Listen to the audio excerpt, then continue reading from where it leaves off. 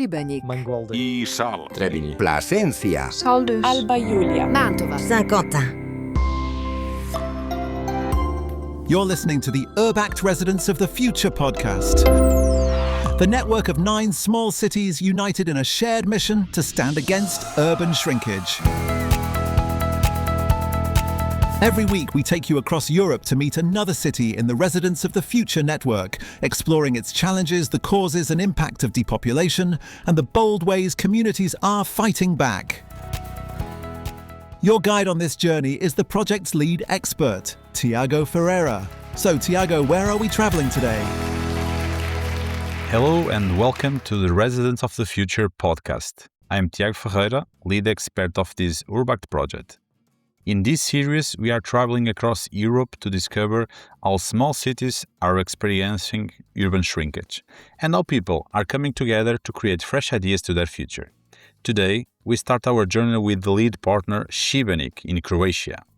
Known for its medieval old town and its fortress overlooking the Adriatic and its strong cultural life, Šibenik is also a forward-looking city, deeply engaged in creating new opportunities for its residents. And of course, Šibenik plays a special role in our project as the lead partner for Residents of the Future network. I'm delighted to be joined today by Nikolina and Ines, both from Šibenik City Office, who have been leading the way in this partnership. Welcome to you both, Nikolina and Ines. Hi, Tiago. Thank you for having us. Hello to all of your listeners. Hello. Oh, hello. Thank you so much. Well, first, let's meet who is Nikolina and Ines. Do you want to present shortly yourself in order to make our listeners know a little bit about your background? So we are both working for the City of Šibenik in the Department for Economy, and we've been working on different projects for years. It will almost be 3 years that Ines and I are working together on this URBACT project, which is very interesting and very important for us. So Ines, you start from the very early beginning. Yeah, I started to work approximately 6 years ago, and my first project was also URBACT, like a project partner, and this was next step to work like a lead partner. And with Nikolina, I work almost 6 years, and on this project we are working almost 3 years. Well, let's talk about Residents of the Future and the Šibenik situation as well. So, like many small and medium-sized cities in Europe especially, Šibenik is facing a challenge on urban shrinkage. I have 2 questions that you can combine, but I would like, for one hand, to ask you, how does this appear in your local context? So how do you see this challenge in the local context, in the city reality? And starting from this step, why did you create this project idea that then get together and another 8 European cities to work similar challenge? First of all, let me just say that Šibenik is a city located on the eastern coast of the Adriatic Sea, and it's known for its exceptional beauty and well-preserved natural and historical heritage. Despite economic development, the comparison of the last 2 population census shows a decline of 8%. So this was the main reason why the project team decided to apply for the URBACT program. We wanted to understand the causes of population decline and explore what local authorities can do to address this issue. While city budgets typically include measures such as subsidies for children, free school textbooks, or birth gifts for newborns, we were interested to finding out what more can be done. And let me just add that Ines and I prepared the application form alone without the help of any external experts. And this was a bit a challenge for us just to submit on time and to coordinate the entire partnership. At the beginning, we already had the challenge, but we managed and it was successful. And for the last 2.5 years, we are leading this very strong partnership, and we are very proud of it. Okay, that's good. And actually, I think it's a very, very nice story for the URBACT context, because I think these projects they work well when they are rooted on something that is very significant to the cities. The project has much more reality and potential impact because of that. But you already gave us some numbers about the population that is decreasing during census. And it is also tricky because in some months of the year, the city is very crowded with lots of tourists. But by the other hand, you are losing population. Ines, do you want to add something about how do you see these changes in daily life of the city and its community? Population declines in Šibenik started at the beginning of 90s. Initial reason was the beginning of negative natural growth, followed by the war period that the result increased death rates and migrations. During the war, Šibenik lost almost big industries, and that were the foundation of the economic power in the 80s. The local economy is weakened by the loss of young and skilled workforce, while an aging population puts pressure on health care and social services. You're listening to Residents of the Future podcast, where people come first and cities thrive together. Do you know why investment and talent attraction are crucial for the future of small cities? Because population decline is often followed by a loss of skills, businesses, and opportunities. To break this cycle, cities must show they are places where people can thrive professionally and personally. Attracting talent is not just about jobs. It's about offering the right environment, networks, education, innovation, and sense of possibilities and opportunities. Investment flows where there is confidence, and confidence grows where cities demonstrate ambition. For shrinking cities, creating conditions for talent to stay, return, or arrive is key to reversing decline and building a sustainable future. Okay, so we already understood the Šibenik challenge, and also we understood why did you set up this project. But let's step a little back. I would like to ask you more about your personal relation with Šibenik. So, what is your personal connection with Šibenik? Did you born in Šibenik? Did you live always here? I was born here. I was born and raised in Šibenik. I studied in Zadar, and I always felt this strong connection with the city and Mediterranean way of life. The balance between work and private life is actually something that we are trying to promote within this project. I'm not born in Šibenik. I was born in Split and lived there until I was 18, after which I went to study and came to live in Šibenik. One of the most frequent questions I got during that time was, why did you leave Split for Šibenik when Split is like 5 times bigger city? And then my response was always the same. I wanted to stay in Dalmatia, gain some independence, and still be close to home. I fell in love and started a family here. Since I came to live here, I have felt very safe.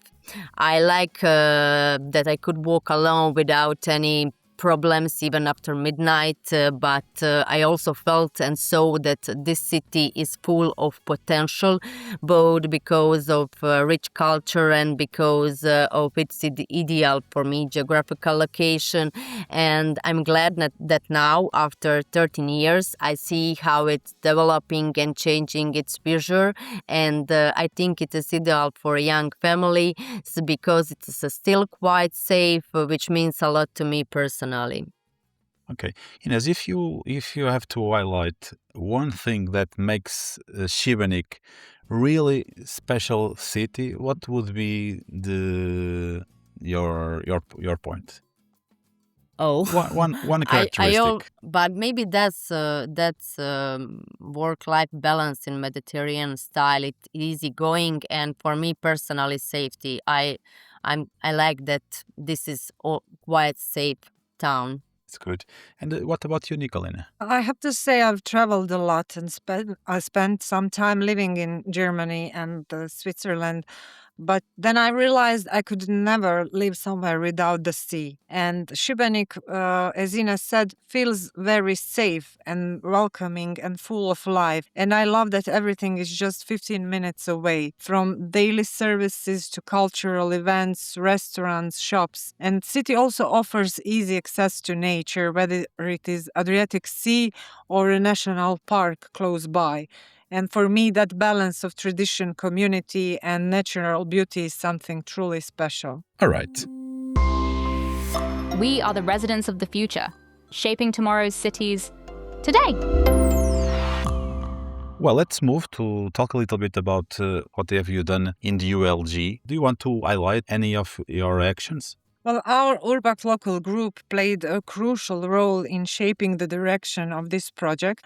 We had a series of 6 different but very focused meetings. And during this session, members from diverse sectors together identified key challenges and set clear goals and proposed practical solutions tailored to the needs of Šibenik. We find this inclusive and participatory approach ensures that the project reflects a broad range of perspectives and expertise. Members of the ULG also participated with the project team in different activities, like our testing action or open the doors of the city, and even in our transnational meetings. Okay.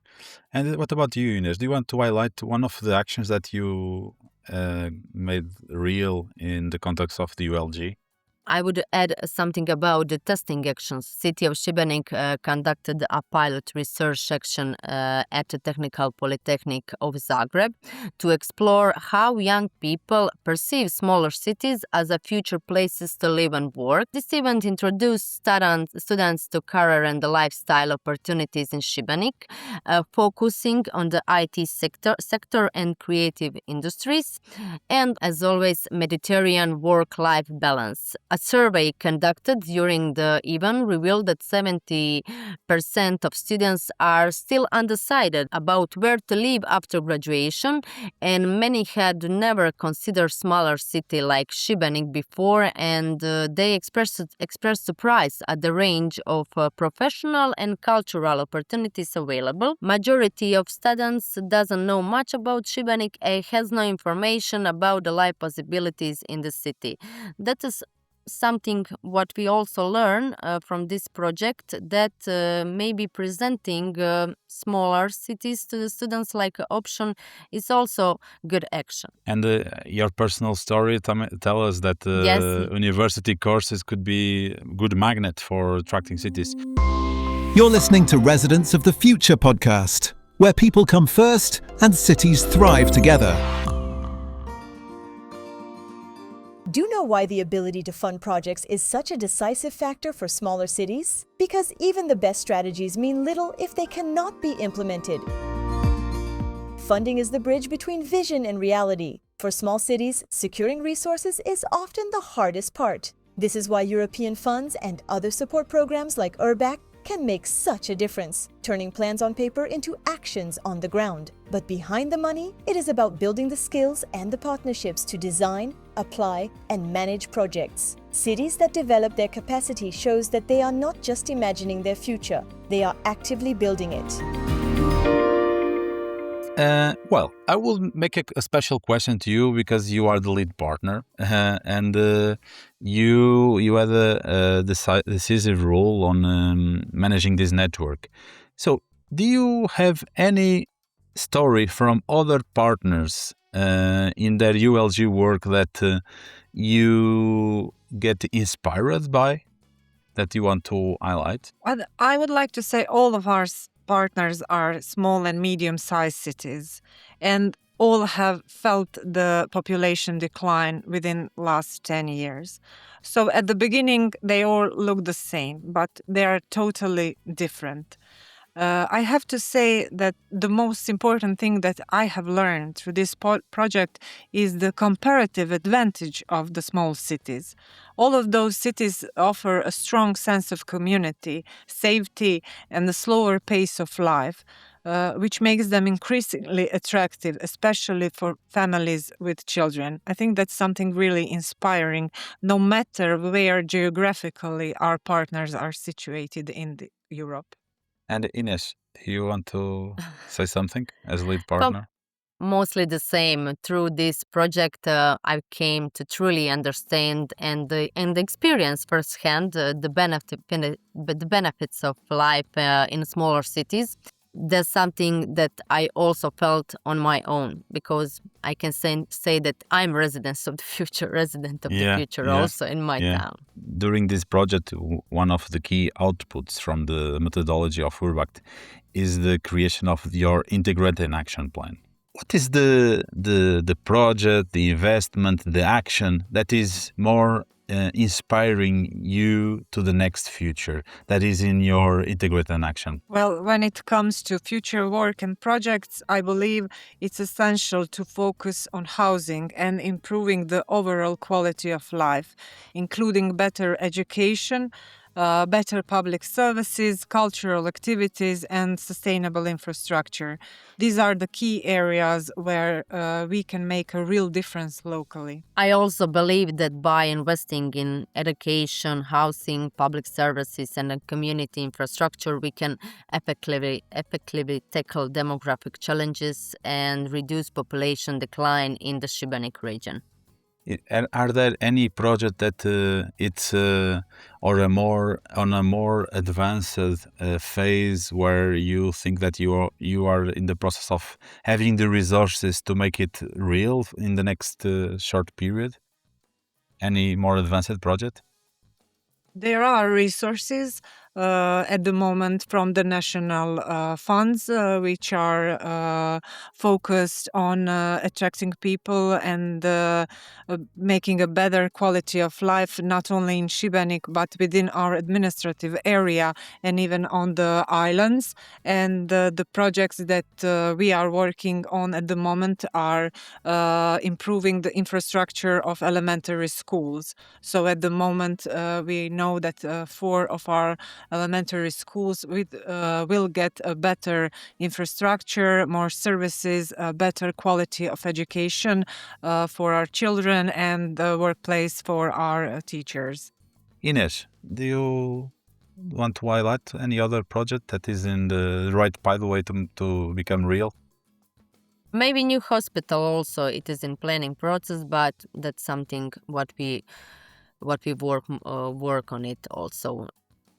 Yeah, that That's will something by what is one the end. Yeah, yes. that will impact on the people perception of being comfortable living in a city that has a nice hospital, but by the other hand it creates lots of jobs and qualified Yes. jobs Yes. that would become potential new opportunities for local residents or to attract new Yes. people to the city. Yes. And I know that project is really special to the mayor, no? Yes. We are the residents of the future, shaping tomorrow's cities today. Last question, but it's a question, but also an opportunity for a final message that you potentially want to give to our listeners. So you took the leadership in the European context on connecting European small cities with this challenge. What is the key learning that you took in this project that you would like to, summarize to our listeners that potentially are members of small European cities with similar situation? So, although the global population is increasing, it would be wrong to assume that the number of people living in the city is growing proportionally. As we said, Europe has been experiencing unfavorable demographic trends over the past decade, and shrinking cities have become both a European and global challenge. But small towns have their own advantages, and local authorities have ways to influence the population. Our partners have developed excellent plans that include exactly those measures, which can be transferred or adapted to other communities. So we would like to encourage our listeners to explore these plans and the best practices on our website to see how similar solutions could be applied in their own area. So that is this Yeah. recommendation to our listeners. I don't know if Yes. we are coming to the end of our episode. Do you want to give a final message to our listeners? I would just like to share that this path was challenging, and we are very proud of all the accomplishments, ours and our partners. And as end is near, we feel a bit emotional, I have to say, because we have a strong partnership, but also a lot of friendships, which we will miss in the future. Hopefully, there will be other projects where we can work together with our partners again. Thank you, Nikolina. I feel the same. Thanks for sharing Šibenik's story with us today, and especially for your leadership in this project. To our listeners, Šibenik shows us how even small cities can be ambitious, creative, and collaborative, turning challenges into opportunities for the future. We wish Šibenik every success in implementing the Integrated Action Plan, and we are sure the lessons from here will inspire many others. And to everyone listening, thank you for joining us. If you'd like to hear more stories from across Europe, follow Residents of the Future on Spotify, LinkedIn, and the URBACT website. Special thanks to the URBACT program for creating this opportunity to these 9 cities. Until next time, let's keep imagining and building the future together.